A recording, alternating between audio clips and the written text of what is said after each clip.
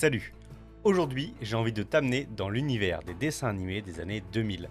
Parlons du laboratoire de Dexter. C'est en 1996 que J.D. Tartakovsky va créer Dexter pour Cartoon Network.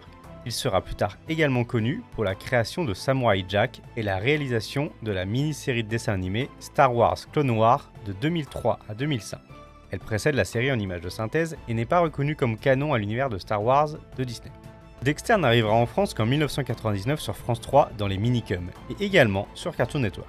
La série met en scène un jeune garçon de 11 ans du nom de Dexter qui a un laboratoire secret d'où il accède depuis un passage secret derrière la bibliothèque de sa chambre.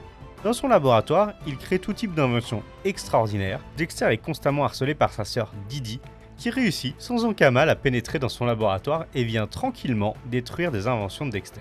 Dexter a également un ennemi juré, il s'agit tout simplement de son voisin Mandark, qui possède lui aussi un laboratoire et qui est également un inventeur de génie. Il y a eu 4 saisons de Dexter, la première se découpe en 3 parties, une première partie sur Dexter et son laboratoire, une seconde sur Momo le singe et une dernière partie sur un trio de super-héros locataires du même appartement que Dexter. Ces 3 super-héros étant des parodies de Captain America, Thor et Hulk. Dans la version originale, Dexter a un accent russe, cela vient de Tartakovsky, lui-même immigré russe aux États-Unis. Parmi les inspirations, on notera The Dover Boys at Pimento University, série des Merry Melodies de la Warner.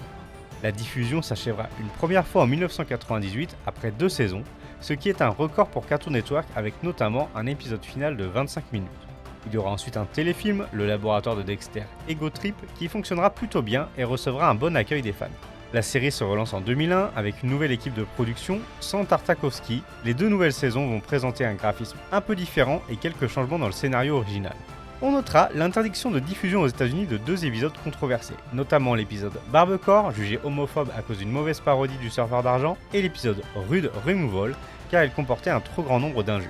Épisode qui, suite à une pétition, sera diffusé sur le YouTube d'Adult Swim en janvier 2013. C'est le comédien Mark Saez qui offre sa voix française à Dexter et l'excellente Dorothée Pousseau, que l'on connaît pour être la voix d'Harley Quinn, qui est elle la voix de Didi.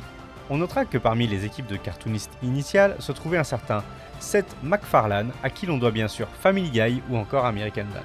Dexter sera bien sûr exporté sur de nombreux médias, VHS, DVD, 6 jeux vidéo et même des comics édités chez DC. Alors, tu te souviens de Dexter? Si cette vidéo t'a plu, n'hésite surtout pas à t'abonner et à mettre en commentaire tes meilleurs souvenirs de dessins animés. On se retrouve tous les lundis, mercredis et vendredis sur TikTok et bien sûr les mardis et jeudis sur YouTube. Je te dis à très bientôt.